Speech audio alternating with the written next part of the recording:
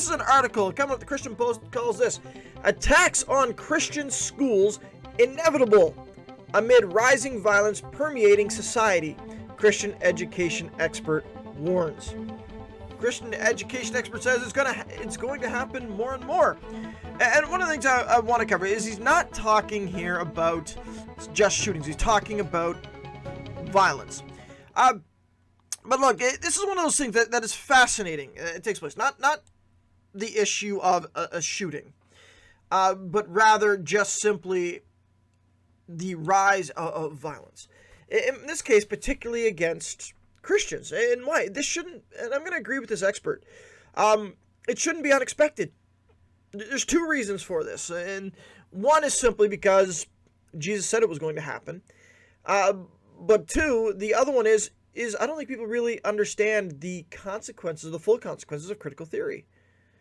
Not just critical race theory, but critical theory, critical gender ideology theory, and all of that, critical feminist theory, cultural Marxism. And some people still try to say it doesn't exist. It's not happening in our education system.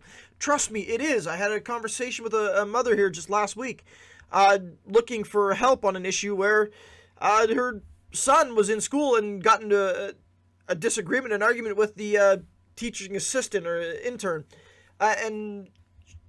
and it was given to her. She said, well, what was the assignment? And it was a straight critical theory, cultural Marxism theory assignment. It really was. It's being taught. Now, to understand these cultural Marxism, you have to understand that it comes from the idea that we're living in a complete and oppressive society, is what we are, and you have to overthrow the oppressors. Now, if you go to true Marxism, you're talking about an economic reform system that basically comes down to the bourgeoisie and the proletariat. And that's your conflict. And every time you run into this kind of conflict in Marxist ideology, it's going to lead to violence and revolution. That's what it's supposed to be. That's what's supposed to happen. That's what you saw if you were around long enough back then to communist Russia.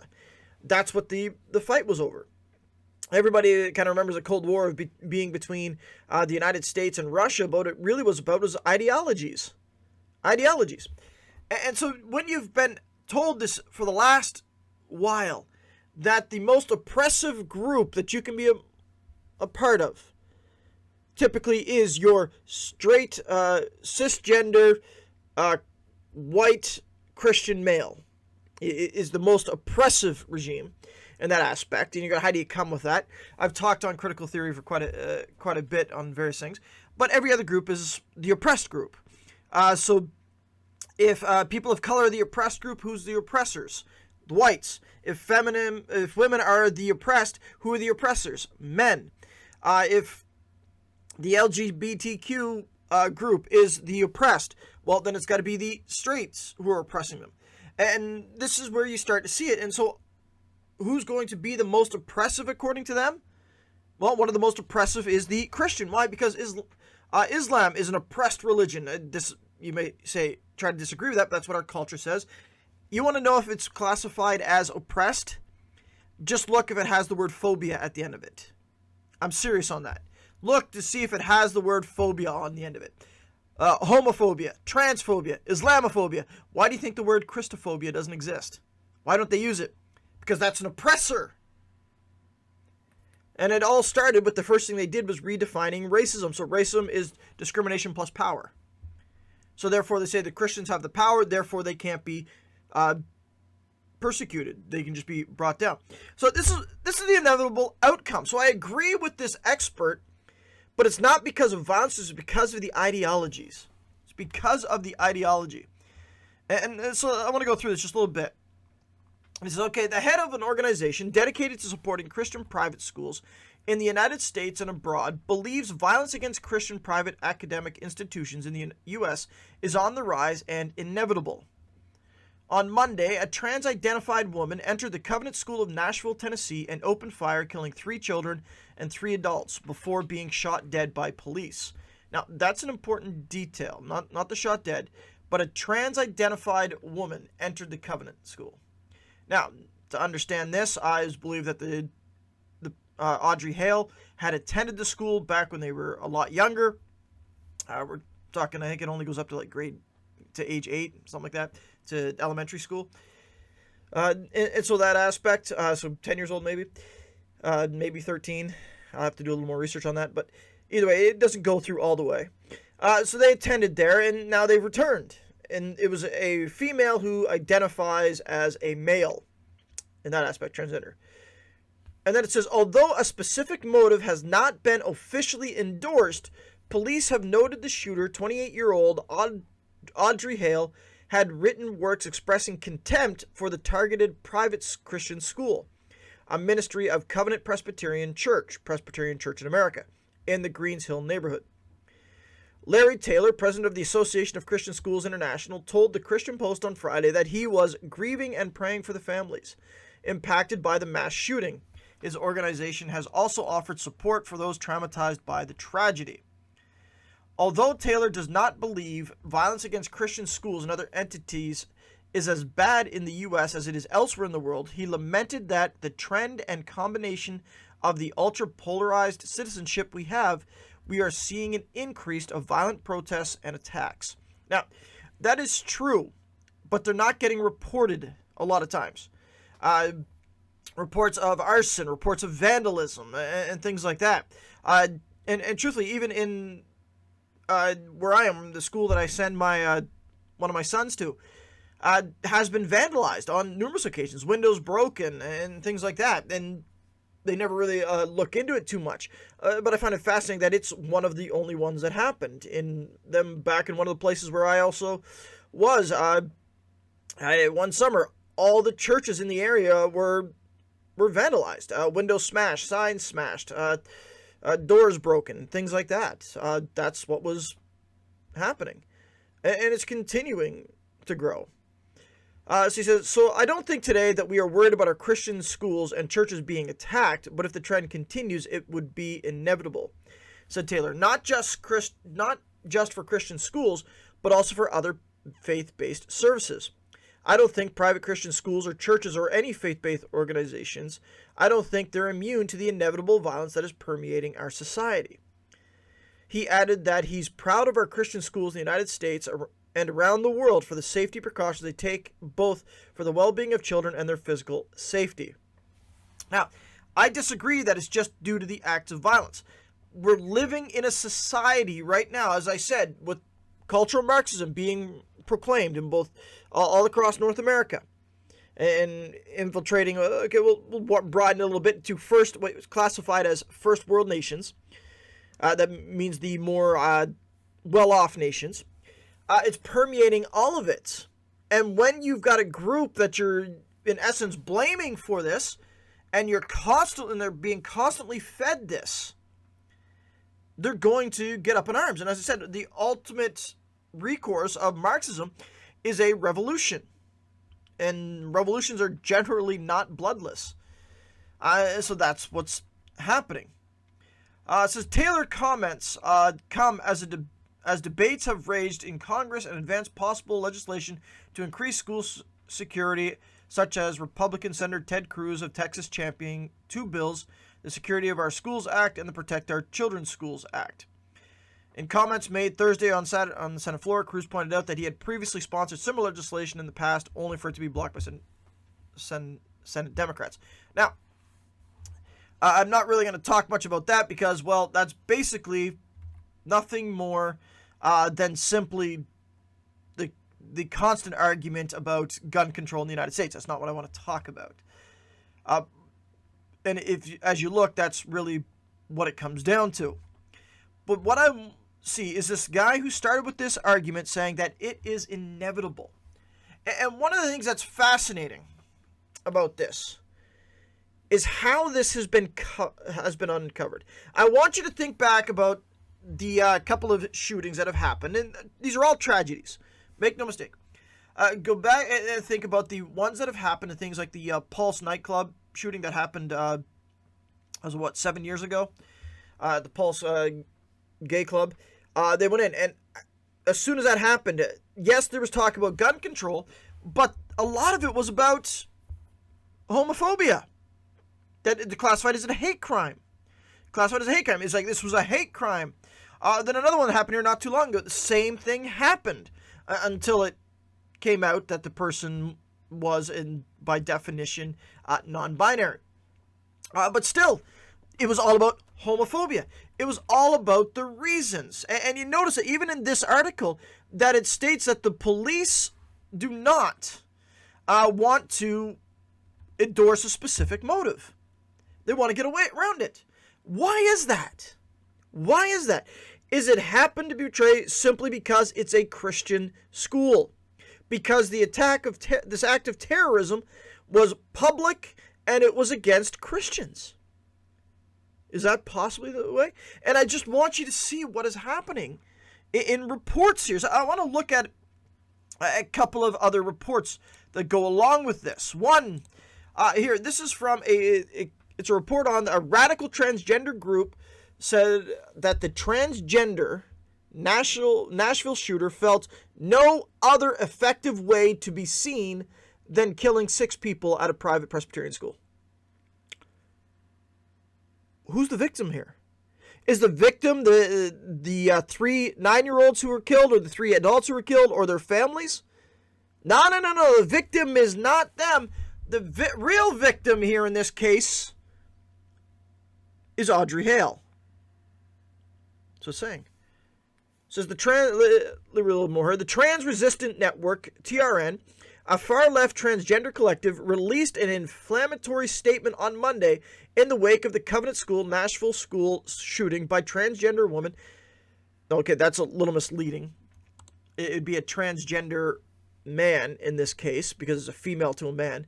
But the transgender Audrey Hale that killed 3 9-year-olds and 3 adults. Now, pay attention to even that language there, because and the reason I want to bring this up is just because it's the way things are being reported.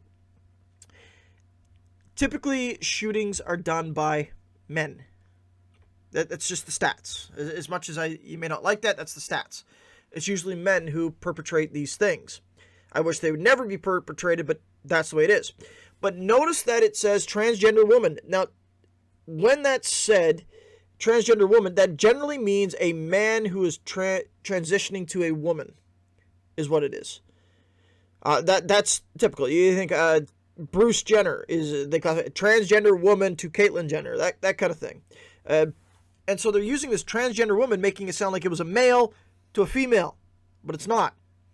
This is her name is Audrey Hale, who was identifying as a male. So it actually should read transgender man. But it's just the way they report it. It's a transgender woman, Audrey Hale, that killed 3 9-year-olds and 3 adults. It says, calling the mass murder a dual tragedy. The group wrote that first was the deaths of the children and adults in the school and extended their deepest sympathies and heartfelt prayers to those families dealing with the loss of loved ones. So it's a dual tragedy. So they can't get around it. This Audrey Hale committed this atrocity, and lives were changed, lives were lost. They can't get away from that.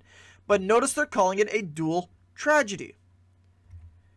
And it says, there is nothing we can offer that will comfort the hurt or ease the sorrow, TRN wrote. We mourn with you.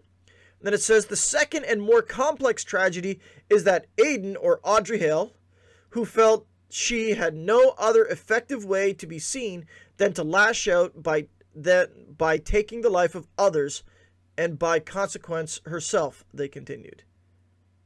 Did you catch it? They're actually adding for this idea is like, yeah, it's a tragedy that the 3 kids lost their lives, that these 3 9-year-olds will never grow up. It's a tragedy that these adult teachers lost their lives, and the pain that the families of all suffered. That's a tragedy. We offer our sympathies. But Audrey Hale's the real victim here. This is, we don't claim to know the individual or have access to their inner thoughts and feelings. But they do know what the life for transgender people is very difficult, and made more difficult in the preceding months by a viral avalanche of anti-trans legislation and public call-outs by right-wing personalities and political figures for nothing less than the genocidal eradication of trans people from society. Okay, that's a complete and utter bunk. That's not what is happening at all. If you follow the legislations, they're talking about giving, the real legislations are all about not giving puberty blockers to children, not giving hormones to children, not exposing them to this ideology while their minds are under it, are underdeveloped and they can't handle it. That's what it's about. And shutting and not exposing children to the sexual deviancy of society. This is they continue on. Many transgender people deal with anxiety, depression, thoughts of suicide, and PTSD from the near constant drumbeat of anti-trans hate, lack of acceptance from family members in certain religious institutions, denial of our existence, and call for detransitions and forced conversions. TRN claim. There you go. This Presbyterian Christian school would not have been targeted if they had just been not so anti-trans hateful.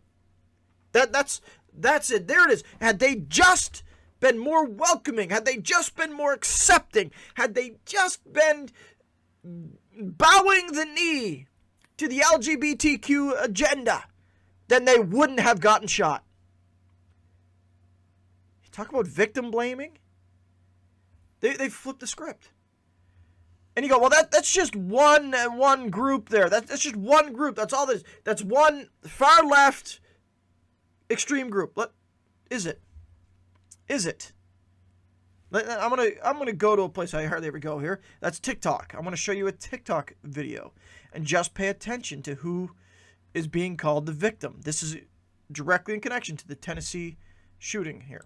Let's look at it. But I do want to say that expect more of this kind of chaos and destruction when you bring fascism into this country. The more you don't love people, the more you shame people, the more you treat people like they're untouchable in society, what do you expect people to do? Of course, the shadow inside of them is going to be so angry and retaliate in revenge.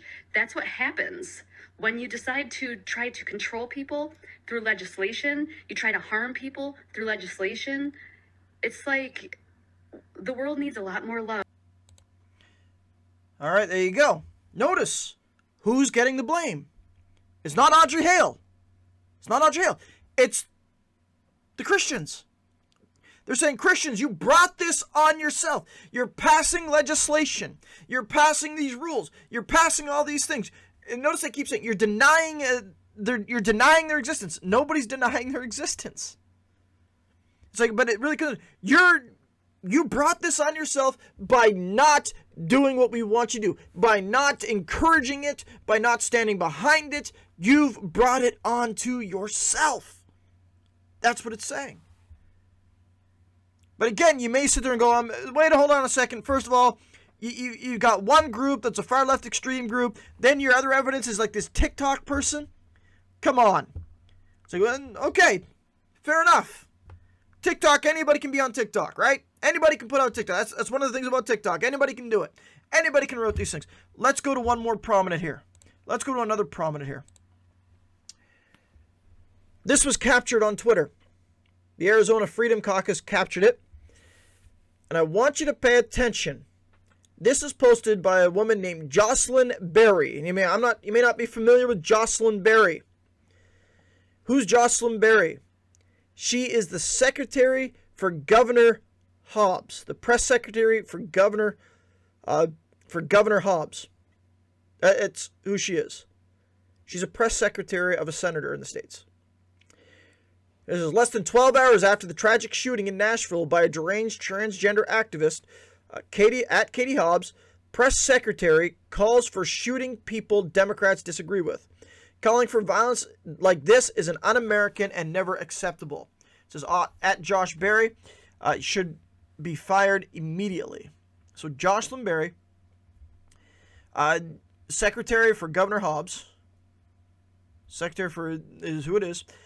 Look at what it says. Look at what the picture is for the listening audience only.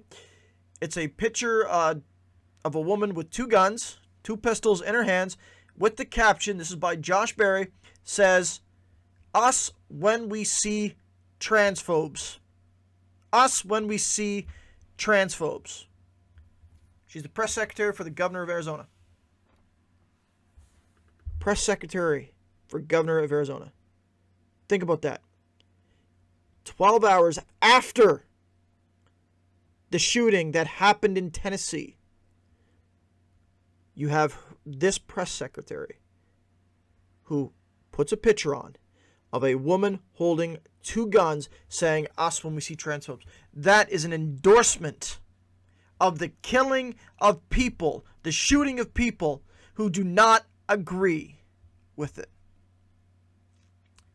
You see what's happening? Do we see what's happening? This is coming. It's not just in a little thing. It's not just happening in a corner. It's becoming more and more blatant. It's becoming more and more forefront. This is why you see, instead of Joe Biden, when he spoke about it, instead of him coming out and denouncing anti-Christian hate, he turns it all about gun violence. That's all he wants to gun control.